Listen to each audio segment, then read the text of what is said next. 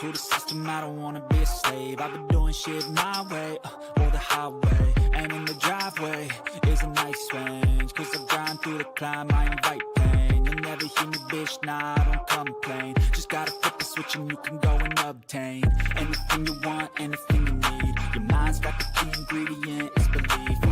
Better see with the negativity, but I just slide right by that energy. Even when you feel low, you can still go. Even when you feel slow, you can still go. Even when there's no hope, you can still go. I never answer to no, man, I still go. Go, go, go, go, go, go, go, go, go, go, go, go, go, go, go. What's going on, everyone? Welcome back to the Gallop Out once again. We just saw you on this channel as we wrapped up our excellent interview and handicapping session with Megan Burgess of Naira, and now we get a guest too. Jackson, I know I'm not alone in saying this. You and I look forward every time we get to talk to this gentleman. He's the race caller of Turfway Park, of Ellis Park. Man, this guy's voice is one of a kind. His handicapping skills are also one of a kind. This guy's very sharp, huh? Oh yeah. And we were talking to him off air. I might be more excited for Turfway than he is, and I know he's excited about Turfway. So first of all, we got to talk about some Breeders' Cup races before we head up to Kentucky. You're absolutely right. We're hitting the Breeders' Cup Sprint. We're hitting the Filly and Mare Sprint and the Filly and Mare Turf. And of course, our guest is Tony Calo. Tony, how's it going? It's going, guys. Thanks for having me. You got it. First, how was the summer up at the Pea Patch? And as we were saying, this year's flying by. Turfway Park is right around the corner. Hard to believe, almost about a month away, 5 weeks away from Turfway. Yeah, Ellis went great. Just time's flying by. You know, I'm a lot older than you guys. I had to make sure and ask you both if it's going quick for you, because it's going real quick. Funny stuff, though. My girlfriend, Jen's like, I go, hey, babe, I got a podcast at 9 p.m. She's all, 9 p.m.? She's all, don't these guys know how old you are? You're usually in bed by now. So, but not quite that early, but still. Well, we appreciate the time. Run until like 10 o'clock over there? I was going to say. Believe me, that can get tough. And then you get done calling races at night and you're kind of all geared up. It's hard to wind down that quick. Yeah. So next thing you know, you're up till 1 or 2 a.m. And then next thing you know, they're at the gate for the opener. So it's just it's a never. We need to hit we need to win the BC so that we could just fade off into just handicapping land. That would be pretty cool. No. There we go. Handicapping land's a good one. Are you in the BC as well, Tony? I am not, unfortunately. Okay. I tried to qualify a couple weekends ago and I finished 18th. I got my money back, so I was happy with that. But maybe next year I'll put in a bigger effort for it. It'll be at Keeneland. So Travis was reminding me last week, and he's like, we're off next year for Breeders' Cup, which is pretty cool. So that maybe next year we'll gear up. How about you guys? Are you in the contest? This guy is. I have one entry, and then I'm playing in another feeder tomorrow at Churchill Downs, where we have 2 entries. So hoping to get that second one. But definitely good for you. Very nice. Awesome. Yeah. You've had a good year in the tournaments. Maybe you can keep it going. That's a hope. That's a hope. Need a lot of luck, but we'll see. Yeah. If there's anybody in the tournament I hope wins it, it's obviously my co-host Jackson Muniz. Exactly. But Tony, we got to talk about some of these races coming up. Sure. As we are going to go first to the Breeders' Cup Sprint on an excellent 2-day Breeders' Cup program. 7 furlongs over the dirt for the fillies and mares. Obviously, Copian has opted to run against the boys. That leaves us with still a full field of 10 horses in here. Who caught your eye in this race? This is always one of the most volatile races on the card, especially at Del Mar, it seems. Yeah. Last year we had the big upset winner. That horse paid a ton of money. I've got a theme this year for the Breeders' Cup Filly and Mare Sprint. I wish they all could be California girls, because I'm really big on the California girls. No, you shaking your head, Jack? No, I agree. They're going to dominate. I mean, I think so too. And especially thinking about Copian opting out, she didn't want any part of this field. Now I don't know what to make of that. Does that mean Mandela thinks a lot of Tamara, and that's what he's opting for? Or does he just not want any part of Baffert's contingent, or even obviously Richard Baltus is Sweet Azteca? So Sweet Azteca's look pretty good. She seems to be the hot filly. She seems to be the hot mare. She's sharp right now, undefeated. Seems to be speed going to 7 furlongs. She's been quick enough at 6.5. Obviously, I'll use her, but Hope Road I thought she looked good winning the Ballerina. I thought that was a very impressive victory, and she was good enough to be somewhat competitive with Copian when she was the real goods earlier this year. Then I start looking at Rishi is that how you say her name? Does anyone know? I believe so. Yep. I started looking at her, and she's got all that foundation, and she was good enough to be right there with Cavalieri and Seismic Beauty. They're both Cavalieri would have been a player in the distaff. Seismic Beauty probably is a player. She's run some big races and sprints. So she's the one that's really starting to catch my attention at 5-1. I think that's where I'm going to be landing, but I'll be using as many of them I can. I'm not sure if I'll use Splendora, but also Tamara would be the other one that I would want to get in on in this race as well. So once again, the California girls for me here in the Breeders' Cup Filly and Mare Sprint. Yeah, I do think this race certainly goes through California, certainly through the barn of Bob Baffert, as well as top contenders with Richard Mandela and Richard Baltus. Jackson, Tamara, Copian, both owned by Spendthrift. I would have to imagine that the goal was never to run them both against each other. But to you, do you think that maybe them opting to have Copian run against the boys, maybe that just shows that, Tamara is doing a lot better? Obviously, we know what they think of Copian. Yeah, it's probably a little bit of both, right? They had enough confidence in Copian to run her against the boys, going 6 furlongs in a trip that might not be to her liking. But they also have a lot of confidence in Tamara. That's why they wanted to split them up. I don't know if I necessarily agree with them that Tamara is quite this good, especially at the price she's going to be, because she hasn't run a number that's good enough to win this race yet. And then the Chillingworth, and the 95 buyer came with a really good trip against a really suspect field. She's going to have to get much, much faster to win this race. I don't know if I want to bet her at 7-2 in this spot, especially since she's drawn inside of the 2 main speed horses in Sweet Azteca and Holland Ice to her outside. So I think she's going to have a tough time of it. I'd be way against her. I'd also be against Sweet Azteca. She's a tricky read because she does have some flashy numbers, right? She's cracked 100 on the buyer scale 4 times. The problem is 2 of them came at low style. The low style form just typically does not translate to these other tracks. The other 2 came on a really, really soft pace. That's not going to happen on Saturday because there is a lot of other speed in here. I think she has questions to answer because every time she's run in races that have a lot of pace, she hasn't run quite as fast. She's run well, but she hasn't run those 100-plus buyer numbers that she's going to have to run to win this race. So I don't want to overthink this. I just went straight to Hope Road. I think Hope Road got the best of the drawn outside the main other speeds. I think she's the classiest horse in the field, given who she's run against all year long. And she's the third choice. To me, it was pretty simple. I think if she shows up with one of her better efforts, she's going to win this thing.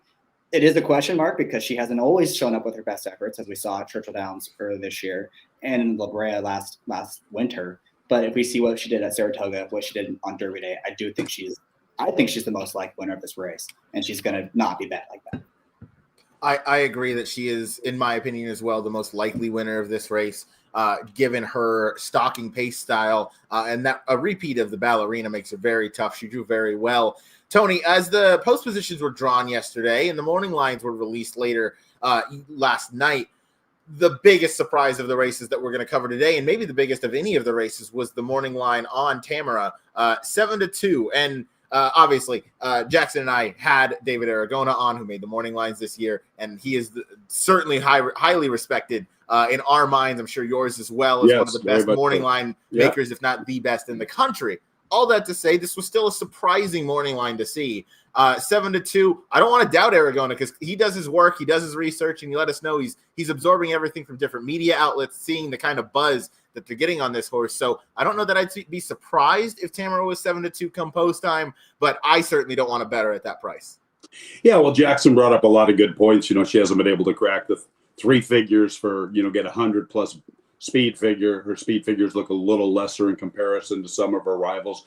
We'll say this, though. She's a nose away from being undefeated in one-turn races, and the fact that Richard Mandela has opted for his big gal to go in that spot, I mean, that's got to play some credence. You have to read into that just a little bit.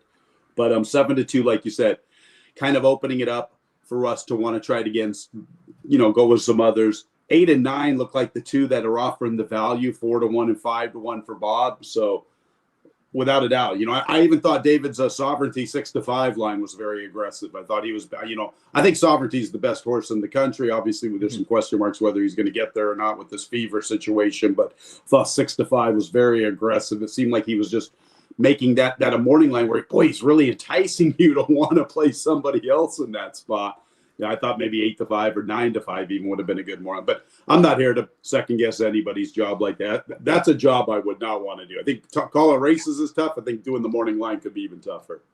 Yeah, making the morning line, especially for a race like the Breeders' Cup during that weekend. Yeah. And I think Sovereignty, I think it was almost, a damned if you do, damned if you don't. If you make him 8-5, people are going to see that and be like, oh, he's a great bet at 8-5, make him 6, and they'll make him 6-5. You make him 6-5, now everybody wants to play against him. So, and the funny thing is, at the 6-5, he's probably likely to go off at that or even, buddy. So I understand, but it just seemed like as soon as I saw the 6-5, I was like, wow, I thought it was a little low, and I was like, boy, he's really wanting you to bet somebody else. He's begging you, to go searching. He is, no doubt. To get our conversation back on the filly and Mare sprint, while as fun as the classic is, obviously, and Sovereignty, yes, we hope he runs. We hope he's 100%. Yes, Ricci with Luis Saez booked to ride for the first time in here. I think that's a little bit interesting. Obviously, he's known as a bit more of an aggressive jockey. And Jackson, you and I have the rule that nobody can pass Luis Saez in the stretch, as our fun little degenerate Bill of Rights goes. But I know you think highly of Ricci, but you also think highly of Hope Road. What's your thoughts on the overall pace scenario? And then I want to get your thoughts as well, Tony, on how this race pans out, because there is a decent amount of speed to go along with Sweet Azteca. Oh, sorry, you're asking me? Yeah. Okay. Yes. Yeah. Ricci, she was a tough call for me. I wasn't quite sure what to do with her because she was pretty good earlier this year when she was sprinting, right? Because she won that race over Pleasant, and then she came back and was third behind Kobe and Hope Road. And then she's just been getting this steady diet of 2 turn races, and she's been running well, but I wouldn't say she's been excelling. I do think that's probably what she wants to do, the cut back to the 7 furlongs. Probably going to do her plenty of good. I'm just not sure at the end of the day if she's quite as good as Hope Road is. But if they go crazy on the front end and Hope Road finds herself too close, I do think this is the filly on the cutback who will be making some noise late. And the race that gives me most confidence is that Clement Hirsch, when she did just that. She made that early move. Not early move, but she was right there in contention, top the stretch, and then got to her 7 furlongs and kind of faded a little bit. And those are against, Copian and Seismic Beauty, who are two horses that are going to take plenty of money this weekend against tougher fields. So if you're looking for an off the pace type, she makes plenty of sense. I'll say this about that Santa Monica. If you look at it, that's her second start this year, and it's on less than a month layoff. She comes back fairly quick. I'm always preaching spacing. Especially when they've been away for a while. So she'd been away from June to January, runs a bang-up effort going 6. Then they go 7. I like her on this cutback. And, like you're saying, if they go quick early, she's the one that will have some foundation. So I wouldn't hold that 7 furlong race against her where you're looking, maybe she faded a little bit. Against those good ones, she's offering us some pretty good value. I mean, both the 8 and the 9 on the morning line perspective, really, really good value, 4-1 and 5-1. I agree, and I think you're going to probably get that value with one, if not both of them, just because this is a very deep field, and a horse like Sweet Aztec is going to take a lot of play at the windows as she always does, because it does have that speed. And again, Tamara is going to take plenty of money. I wouldn't even be, maybe I'd be a little bit surprised because I think she's a little past her form, but I could see Vava taking a little bit of play in here just because that's a name a lot of bettors are familiar with. And while maybe she's not in her top form that she was in back in 2023, 2024, I think that name and the presence of Irad Ortiz still does go a little bit of a way. So you're going to get your price on any of these runners in here. Obviously, the scratch of Fee Blanche announced a little earlier today. That does change things up a little bit from the pace perspective, but with Holland Ice drawn directly outside of Sweet Azteca, I think we're still guaranteed to get that fast pace early. That'll be the fillies and Mare sprint for race number 4 on Championship Saturday. We'll keep it moving to the Breeders' Cup Sprint, where, Tony, we got to start with the rail horse. We were just talking about this one. She opted to go against the boys. Richard Mandela was asked about it, to which he said, we're going to be going quick. There's no time to flirt. So he's not worried about Kopian in this spot. What are your thoughts on the rail draw for Kopian and then the 6 furlongs as well, which is something new for her? Yeah, I thought that was kind of a little odd because, she's undefeated, it's 7/8 of a mile. And I thought this was an odd move. Like I said, I was just wondering if he just really is that big on Tamara to do this. I'm not sure what to make of it. She hasn't run since 2nd of August, and it seems like here's the tough part. You say she's not in the best of form because she's not as good as she was maybe earlier this year, but she's run some good seconds. With the rail draw going 6 furlongs, she's probably not quick enough to make the lead going 6 against the boys. So that means she's got to sit somewhat of a pocket trip and counter a lot of kickback. I don't know. I think if she wins, she beats me. She knocks me out of a lot of multi-race wagers. That's for sure. Yes. Now, I'm not one to doubt Richard Mandel at all. He's a Hall of Fame trainer. He's fantastic. I want to talk about that workout on October 26th. 3 furlongs and 33. I mean, that is fast. I would have to imagine that was probably to get some speed into this mare, or into this filly. Excuse me. She's only 4. Into this filly, in order to, maybe get her a little bit closer to the pace, knowing that we're going to be going 6 furlongs and we can't have that, maybe that similar running style. We can't risk getting too far out of it. And I also like that, typically the turn back from the route to the sprint maybe takes a little bit of that early speed out of a horse. Maybe that 3 furlong drill was to put some speed back into her. Yeah, you would have to think so. It definitely had to be by design. I mean, Mandel has been around a long time, and you know that he has nothing but, high quality exercise riders. I don't know who was aboard for the workout. You would have to assume it's either one of his better exercise riders or the jockey indeed. So I believe it was Mike Smith. Oh, yeah, Mike's okay. There you go. So, well, Mike likes to let him rock and roll of late the last couple of years. So, hey, I hope they send her for everything she has, because my top pick is going to be right there from the outside, and I even like him with a little bit of a target. So I hope they send her for everything. Like I said, I mean, I have a lot of respect for her, but if she wins, she's beating me. That's for sure. It's 7-2. I'm going to have to take a pass against her. But she's got some real nice workouts, and I know she's got a lot of ability. I can't fault you there. Jackson, we spoke a little earlier on Copian, and I know that you're no longer going to be able to, bet with both fists on her. What price would she have to be for you to, get that win bet back in motion? I think she needs to drift up a little bit. The rail just complicates her path to victory so significantly that 7-2 for me is just too short. I do think she is the best horse in the field, but boy, Mike Smith is going to have to put on a clinic. He's going to have to put a Hall of Fame ride on to win from this post. So if she goes up like 5-1, I could see myself playing her, but not nearly as heavily as I was planning on earlier in the week. So you're really big on her, Jackson, huh? You like this your number 1 pick here? I would have bet her in the Philly Mare Sprint. I would have been all in on her. I would have bet her in the distaff. I would have bet her in this spot if she didn't have the rail. I think she is really damn good. The rail going 6 furlongs over the Del Mar dirt course is a problem, though. We've seen that time and again. The inside all summer was bad. It was not the place to be. And Jackson pointed that out pretty early on in the meet, so I got to give him a little bit of credit for that. He would call it by like race 3, and we maybe thought he was a little bit crazy. But as the race day went on, we saw like, oh man, the inside really is dead. And then some playbacks happened, and sure enough, these horses that were outside started running pretty well. So I got to tip my cap to you. You know what to look for there. But the inside, definitely a problem. Going to 6 furlongs, it's not going to be easy for Copian to work out that trip. Tony, you mentioned you have a top pick in here. Who is that runner, and what do you like about him? Well, as much as Jackson likes Copian, I like Ben Tornado. I just thought he looked so good winning at Churchill, and I don't know if you guys saw him coming off the van on Twitter. Oh, yeah. I mean, this is a beast. And he almost won this race last year as a 3-year-old. I think he's better this year.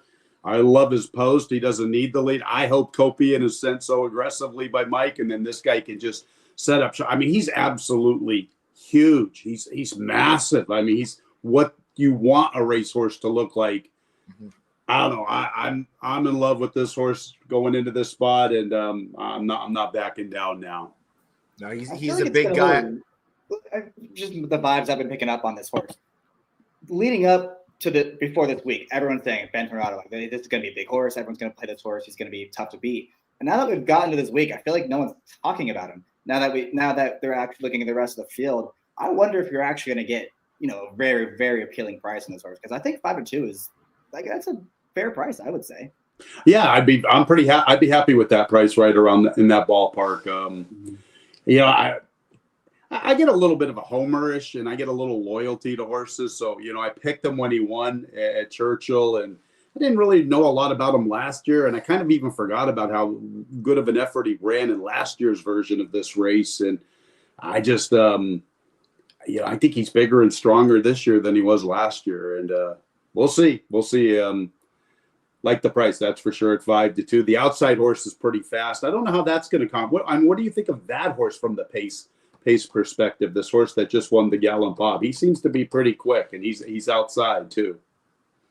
He's fast for sure. He's fast early and he's fast often. I don't know how much that affects Ben Tornado, because we have seen him, kind of sit a little bit off of pace. He does need to be kind of pretty close to there. I think he affects the most Straight No Chaser. I think Straight No Chaser is going to be gunned from there, as he should be, because that's where he does his best running. I think Madhouse has to be a dead scent. His only chance in this race is to go fast as he can for as far as he can. I still think that gives him little to no chance in here, but he is in a good vein of form, so I don't want to completely discount him. But yeah, he's got to go fast early. You'd imagine with Paco being suspended, the jockey booking of Luis Saez is very intentional. He's an aggressive jockey. He gets that forward position. I mean, he rode Ben Tornado last year in this event. So Ben Tornado is forward. Madhouse has plenty of early speed. So I do think that's going to play a big effect. Jackson, thoughts on Madhouse and how that changes the pace? Yeah, I think if you're a fan of Ben Tornado, you're a little worried about the way this post draw came up to his outside, because Straight No Chaser is very, very fast, as of Madhouse. And even Mulligan, if they choose to be. I don't think that's going to be the plan with Mulligan on Saturday, but if they wanted to, they're arguably all faster than him. Even what you got, the 14, the Wesley Ward horse, that horse is very quick too. So Ben Tornado might have to do something he hasn't really done before, which has come from, 2 or 3 lengths out of it. Potentially. I'm not saying that's what's going to happen, but that is a scenario where he would have to prove something that he hasn't done yet at this kind of level. So I agree. That's the only concern I have, because the more I'm looking at him. Obviously, he did it on debut going 5/8, but that was a long time ago. He probably doesn't need the lead. He probably can be a couple lengths off, but if he's gonna be trying to be close and a half a length off or 3/4, that might compromise his finishing kick just a little bit. So I think his best chance is probably to have those outside horses go, and he's got to sit third, hopefully get about a length and a half or 2 length, positioning behind the top 2, and then come make his big run. That's probably his best chance to succeed. But I agree. I think there's two more horses that I would like to talk about and get the panel's opinion with you and Jackson. It's directly to the outside of Mulligan, or to the outside of Ben Tornado, and it is Mulligan. Well, you're getting 15-1 on the morning line, which face value, you see that the first time, maybe you think that's a little bit absurd, but then you see the rest of this field and you realize, no, you're probably going to get 12, 13, 14, 15-1 on this horse, just because that effort in the forego, a bit disappointing, maybe a bit worrisome.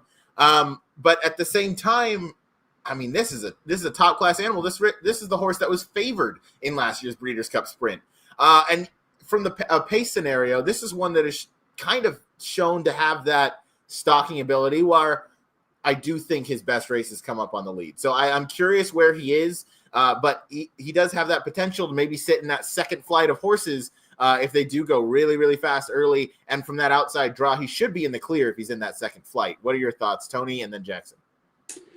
Well, I liked him last year into this race, and he disappointed me. It's not like he ran poorly, but he was third, obviously, behind the top 2. I think he's regressed a little bit this year, but I guess the more I look at him, he's had the misfortune in his last 5 starts of running up against Locked and Bookham Dano and Mindframe. So those are some pretty darn good company lines. He's a big price at 15-1. He'll beat me, unfortunately. So I'm not on him this year. I can't say that I'm all in on him, but I got to sprinkle something. If he's going to be around that 15-1, Flavian Pratt, I can't let a horse like that beat me. That has proven he is this caliber of animal. Jackson, your thoughts on Mulligan? Yeah, I think he's in with a shot, and he might end up being my top pick come post time. I thought last year the sprint, I think it depends on what your opinion is of the Breeders' Cup Sprint last year, because the pace was honest, but they were not suicidal up front, as we saw the pace mostly hold together. And most importantly, it wasn't exactly pressured, because we saw Federal Judge, he had the lead. Then Ben Tornado was about, half a length behind him, and then Straight No Chaser about half a length behind those. So they were kind of just they weren't putting pressure on each other. They weren't flying, and we saw the pace hold together. And he was the only one who kind of made a dent from off the pace. And I think that's probably what's going to happen on Saturday with all the speed surrounding him. Pratt's going to probably do the same thing, drop out and make one run. And as you guys said, if he runs back this races where he's finishing second to Bookham Dano, he's going to make a lot of noise late in this race, and he's going to be a big number. So I'm interested in him. I feel like he is becoming the wise guy, though, in this race. He could be, down to that 7-8 to 1, and I don't want anything close to that based on that form. I would like double digits. While he can win at 7 or 8 to 1, and I think there is still some sort of value there. You really got to have a high opinion of him. A horse that I do think is going to get that double digit price is the number 2 Banishing. Chad Summers now trains. Tyler Gaffley on the rider. I mean, talk about a horse that can dance every dance. This horse has won 6, 6.5, 7, 8, 8.5, 9 furlongs in the past 14 months. Has kept up with everybody. First Mission, Mystic Dan, Mindframe, Will Take It. Well, Will Take It. That's a hell of a name to throw in there. But needless to say, that was after going very fast to the half and to the 3/4, going the 1-turn mile in the Hanshin Stakes, went sub 109 in that race up on the lead, and eventually, succumbed to that pace, but still only finished second by a neck. This is a very game horse. He runs his race every single time, and he can be anywhere in the race, and he's always going to make that run. What do you make of a horse like this, Tony? Obviously a war horse and very consistent. Consistency is something we're not short of in any of these Breeders' Cup races. This is one that interests me just because of his ability to be placed wherever. Yeah, well, I think 6 furlongs, I probably see him being a little further back than what we've been seeing him of late. He's a cool racehorse, that's for sure. He does everything you could ask. You'd love to own him, that's for sure. I know I would love to own him. He's been in every spot. He's given a great account of himself.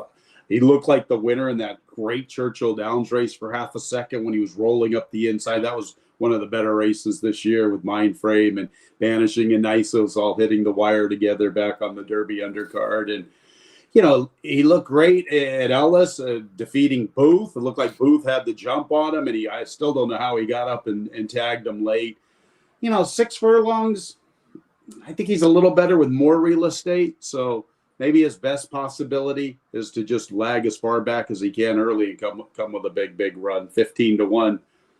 This is what the Breeders' Cup's all about. You get high quality racehorses, and they get big lofty numbers from a betting standpoint because the races are so contentious. I agree. One of my top picks in the race is actually a lot lower than I thought. Lovesick Blues. I have a ton of love for this horse based on what he did in the Bing Crosby last time, 2 starts back. But his last start on dirt, that was a really professionally run race, and the pace held together. So I know he maybe wasn't running against the same caliber of horses that he's going to face in here. Obviously, Hijazi World Record, they didn't make the gate. World Record was kind of that grade 1 type animal, but maybe just a couple cuts below. Hijazi, I don't think anywhere that close to the caliber of racehorse that we see here. That being said, home track advantage for Lovesick Blues. I liked the prep last time. The 6.5 isn't the hardest race to run, and he ran really well. He didn't need to win a Calbred Stakes by any means. I just feel like he's coming into this, and he's going to get that pace in front of him, and there's a chance that pace does come back. So I thought Lovesick Blues a little bit interesting. I'm hoping we get a bit of an overlay on this runner, as I don't know that I can fully endorse 10 to 1 on a horse like this with the depth of this field and overall class edge that others have over Lovesick. Yeah, 10 to 1 seems a little bit on the lower side. I would think his price is going to go up, looking mostly all of his turf form. You bring up World Record. Boy, World Record, his first start this year at Churchill, I think he went 106-4, if my memory is correct. It was, or 107-4, perhaps it was.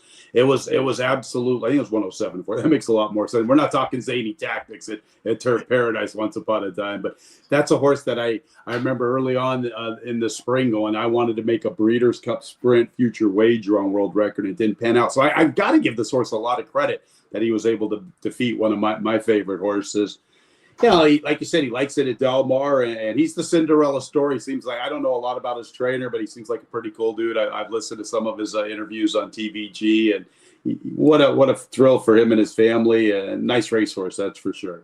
Definitely. He had one. Librato Braccio had one Yeah. hell of a Del Mar meet. He won a lot, and the prices were insane. One thing about Lovesick Blues that I'm going to use to pivot into a question we have in the chat is that Lovesick is coming off of 3 weeks rest, and you've talked already on this show about your emphasis on these horses needing, emphasizing rest above, anything else, because that is how horses are able to kind of regroup and improve off of that effort. There's a horse in the Breeders' Cup Juvenile fillies named Precise, and I know we're not necessarily scheduled to talk about that race, but Precise, very short price, coming in off 3 weeks rest. He also just asked, what are your thoughts on 3 weeks rest in general, along with like the ship and what you're asking for a horse? What's your kind of ideal rest scenario, and then what are your thoughts on the 3 weeks that timeline? Yeah, I think with stakes horses, I want more than 3 weeks myself, but that's just the way my father kind of taught me how to handicap as a younger, as a youngster. I think with lower level horses, 3 weeks, I still even want a month with some of them, but it's hard to pay the bills when you only run them once a month. But 3 weeks is a little short. I also think about horses that have been away for quite some time, and I always say, like, think about it. You haven't done something in a long time, and then you're asked to do it. Seems like it would take maybe a little more recovery time after that big effort. But as you mentioned, maybe running down the hill, that was a good prep for him. Wasn't like he had to really go and work hard on the dirt going 6 furlongs. So maybe the 3 weeks will be right up his alley. There's a gal in the filly and Mare turf that I think ran on October 4th and October 18th. We're going to get into her in just a little bit, but I was like looking at that going, wow, look at that. That is just like not my type of spacing. So I would ask for a little bit more of myself, but it's each horse is different, and I get burned on it just as much as I have success with it as well.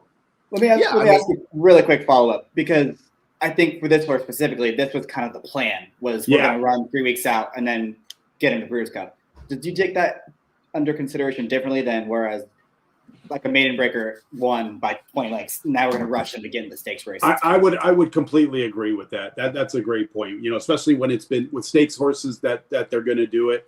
There was I'm trying to think. I was just watching something about. I think it was Don Chatlos earlier today, this morning breakfast in a TVG. Breakfast for the Breeders' Cup. He was talking about Singletary's path, how he didn't get to run most of the summer, and then he had like a prep 3 weeks out at Oak Tree, and so it can work like you say in Jackson, especially at this level when it's planned, when it's what the preparation is from the very beginning, as opposed to what you mentioned, a horse winning by a big margin and then being rushed back into a race. What happens, I think, sometimes in those situations is the horse comes back to the barn so good that he kind of fools his owners and his trainer a little bit. Wow, this horse is, feeling great. He's kicking down the barn. And then when he gets into the race, maybe he doesn't quite have so much of that energy, and maybe another week or two would have been better suited. But there's a good point, though, that this is what was planned. 100%. Thank you for answering that in such detail. That certainly goes a long way. Bringing that up too, the plan. That's a big difference. Oh yeah, the plan and intention goes a long way. That is the filly and Mare sprint, and now sticking with that same timing. Well, I just want your thoughts on Imagination, because I watched that replay of Imagination, and boy, it looked like he wanted to lug in for most of the stretch, and then finally, when he seemed to straighten out, he took off pretty good, and he had a good gallop out. And here's a horse who had a lot of past class early on in his career, and if they absolutely fly early, I found him a little intriguing. Neither of you guys like him in the spot, or Jackson? You can go first on this one.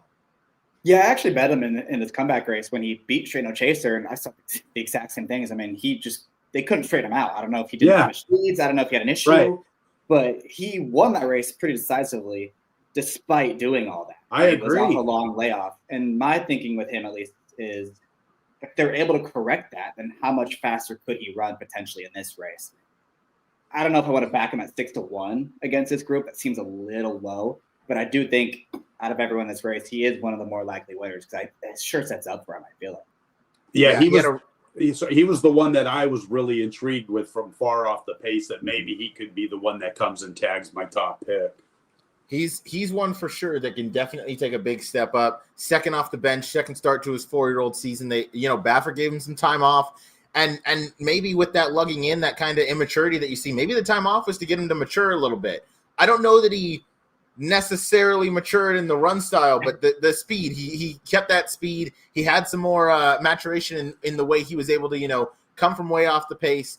And the ride that he was given was very confident. Like there was a lot more in the tank. Yeah. That work he got out of there was with Hope Road in the 57 seconds. That was a very strong work. They went 5 furlongs in 57 up at Santa Anita the other morning. That was really strong. So he looks like he's coming into this the right way. Certainly one that I'm going to have on a lot of my tickets, because I do believe this is another one where 6 furlongs, I feel like our brains go to, all right, you got to be up within like a length or two of the pace. But on occasion, that you have the occasional closers that can really, eat up ground late. And if they do go fast early, which they're going to in this race, going 6 furlongs, if imagination can take a step forward, I'm with Jackson. I don't know that 6-1 is the price that I want, but if we can get 8-1, certainly going to be a win bet for me, and will be on all of my horizontal tickets without a doubt. All right, I'm glad I asked you both about them. Good. Absolutely. Great question there. And we'll go now to the Filly and Mare Turf, which is going to be the last race on Championship Saturday. And we got to start the conversation with the horse with the least spacing in the race. And that is Bedtime Story, a horse that I like a little bit in here, even with the spacing. We're going to see Mini Hawk come back from, I believe that was the same day on October 18th in the Breeders' Cup Turf. Now, I don't like her in there, but I do like Bedtime Story in this place, or in this spot, rather. I feel like she wasn't too persevered with, too back in the Prix de Royalou. The grade 1 in France at Longchamp. I don't feel like she was she wasn't persevered with towards the end of that. She was pretty wrapped up on, now last time in the Champions, Fillies, and Mares at Ascot on British Champions Day, she obviously tried. She was not, going to win that race. Kalpana is a very, very nice horse who definitely had her number on that day. She is a multiple-time stake winner or group winner over there. I do believe Bedtime Story comes here in good order. While the spacing isn't great, I do think there's plenty of room for improvement, because I think that 2-back effort maybe wasn't, she wasn't used super heavy. That being said, October 18th with the ship, now November 1st, she's got to do this run, and she's an outside post, so she's got to, really have a lot in the tank. I do think that's a big ask. I think the price is right, but that's my thoughts on Bedtime Story. I wasn't sure if you gave this one a look as well, Tony. I did, obviously.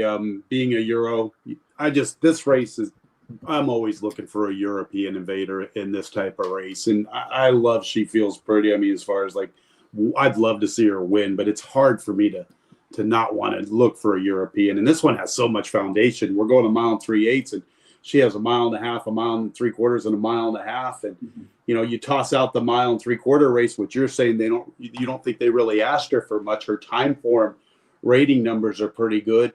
I watched a few of the replays. It seemed like maybe there were a couple others that maybe had a better kick than her, but still, with all that said, maybe she's the one that could finish it up late with all that foundation in her corner. I'll probably be using her, even though she doesn't have the type of spacing that I like. But gosh, that's incredible, huh? You look at her too, and she's got a lot of races basically since the end of July. She runs about on 3 weeks rest to late August. She comes back a couple weeks later, then she's less than a month, then she's 2 weeks, and now what is she? This will be 14 days, another 2 weeks. That's crazy. It is. Well, contrast it to a horse like Copian and Seismic Beauty, who ran the same weekend as July 31st, and they haven't run since, and it's really run 4 times, and it's a completely different way of training that they have. It is. And I guess maybe with this type of a horse, you think about it, this is probably the least taxing of any type of race. When she's racing in Europe and she's just cantering along at a very natural pace for her, and then she's asked to accelerate in the final 2.5 furlongs. So I guess maybe it's not like a sprinter, that you couldn't do that with a sprinter. They just wouldn't hold up. But it's just, I'm looking at it, and the old me would have chucked her a long time ago, but now I'm looking at her and I'm just like, gosh, this girl has so much foundation and it's such a big number. I would not want to let her come and get me in the final jumps. Yes, she does have a ton of foundation in here. There's a few Euros in here that I think are very, very intriguing. Who else caught your eye? This is a great race to end. It is the last race of the BCBC, which is a bit of a headache for anybody chasing. We'll throw up this comment real quick before we get into other contenders. Appleby said Cinderella's Dream was his best chance of a winner this week. Obviously, Charlie Appleby, he's normally not that forward, so he must be confident in Cinderella's Dream. She is a filly that has always taken money. She's always gotten a ton of play.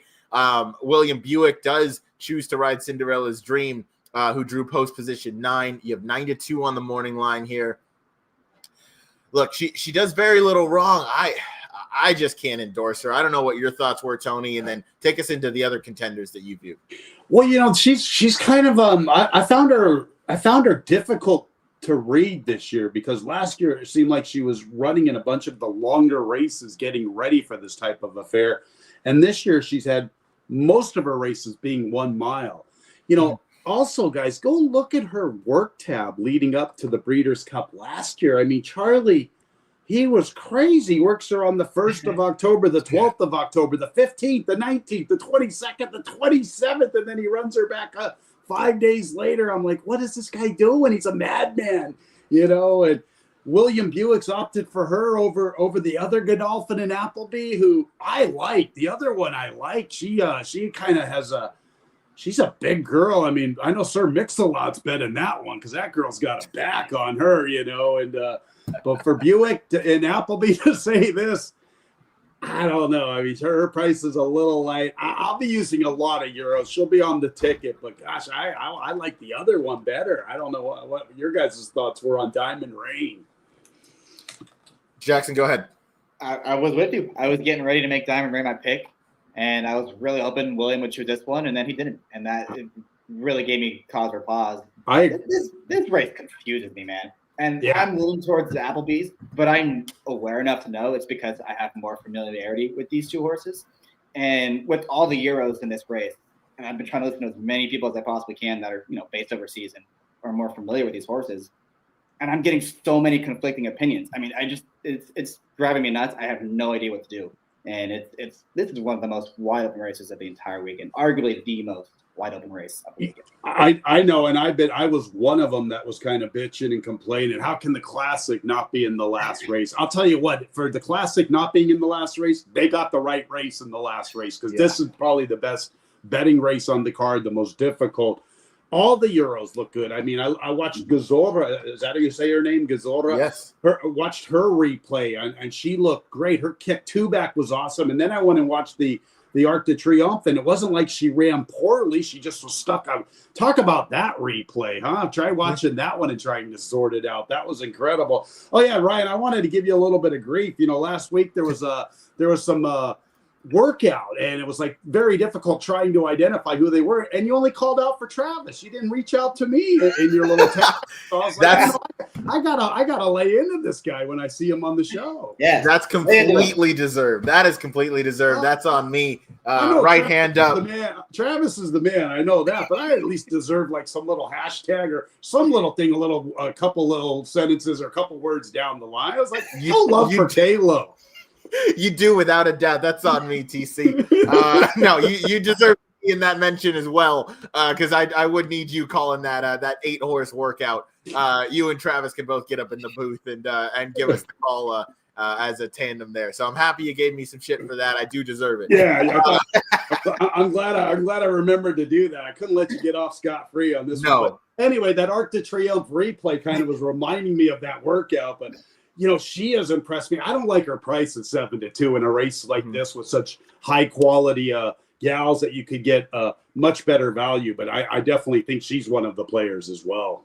She is, and it should be noted that going in the Arc was very soft. It was raining during the duration of the race, during the entire day, really. And for them to list a turf soft overseas, it is soft. Like that is a bog. Real quick on Diamond Rain and Cinderella's Dream. I understand that. I think, we all probably would have maybe preferred to see William Buick take Diamond Rain just because of what we believe is her upside. But at the end of the day, Cinderella's Dream has won 2 Group 1s, 2 Group 2, 2 Group or grade, 1s and 2s. That's a 4-time graded stakes winner or group winner. So obviously, I think with the foundation of races, and William Buick's always been aboard Cinderella's Dream as well, I think it was a clear first choice. All that to say, I do still think there's a lot of upside. And Billy, the Kid is what I'm going to have to call him because I don't know how you say his last name.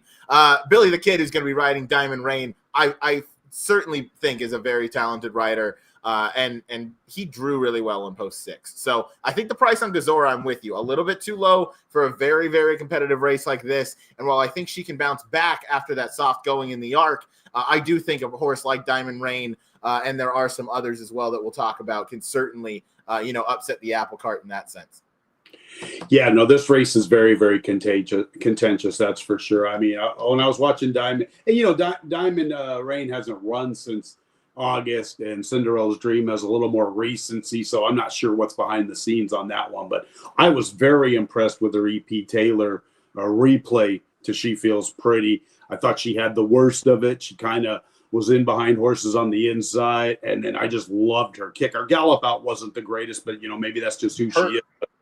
The break as well for her was length slow, and she managed to just lose this race by, I believe it was ahead. Ahead to She Feels Pretty.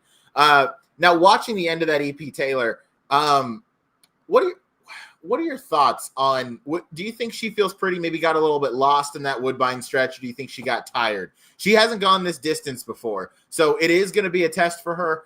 I do think that she's going to handle the distance fine. I'm not going to have her in my top 3, but I do think that she can still handle the distance. I just think she might be overmatched because we've seen how good these Euros are. Yeah, the Euros just possess a different kick than the American fillies and mares. It's always been that way, and She Feels Pretty. Maybe Del Mar, maybe she gets first run and they can't get her. But gosh, that kick of Diamond Rain, I was like, when she's going to go by, she's going to go by. And so she's a nice one for Cherie DeVos. She hasn't done anything wrong. She's pretty cool for the Americans. But like you're saying, if 4-1, there's just the Euros just are so intriguing. So they really are. One of the last ones I'd like to talk about is to the far outside in See the Fire. Yeah. This would have been a single for me had she drawn better. In 1 through 7, I would have felt real confident going, singling in the last race of the Breeders' Cup. Andrew Balding trains this filly. She's been excellent. I know, maybe the wins seem a little few and far between, but she's danced a lot of these dances. 4th in the Juddmonte International, but that's behind a Budsman, Delacroix. Like those two, if they came out here, obviously a Budsman running against the boys, but Delacroix, if she was in this race, she's going to be at least 5-1, likely shorter than that.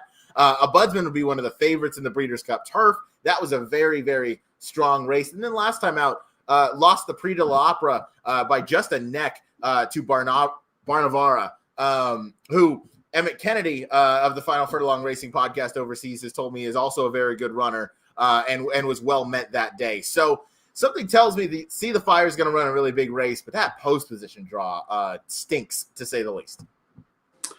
Yeah, I completely agree. It's a tough post, but and people are going to look at her record, but she's held her own against the best. I mean, 3 of her races this year have been against the boys, right? And yes, her efforts against the girls. I mean, she has a 12-length win. She misses by a neck. She's 3rd in that Group 1 to Whirl. Whirl came back in the next start. Maybe didn't run her best, but she was the one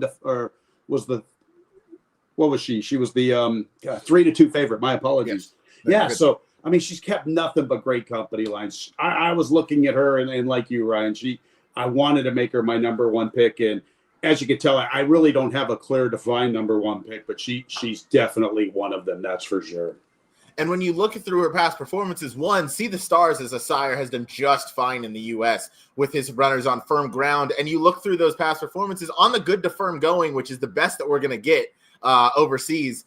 For her, she's done a lot of her best efforts have come over that ground, which makes me think that while she's run well over the soft going as well, she has consistency on that good to firm going, which makes me think that Andrew Balding's going to be right when she likes to hear her feet rattle beneath her. So if Oisin Murphy can overcome that post draw, that's going to be the biggest hurdle that stands in her way. But I do believe that would make it, if she can get a good spot going into that first turn, or, maybe even into the second turn, I think that's going to really help her out. I'm just curious the price you're going to get. Maybe she drifts up a little bit with that outside post.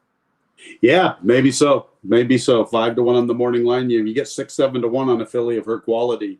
That's pretty good.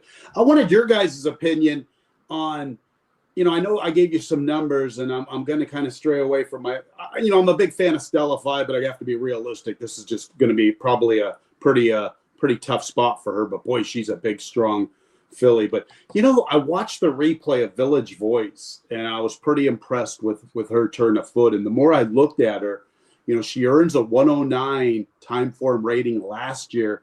She's fourth to Calipana right there. Right? That's a big effort. I don't know how much money they paid for her.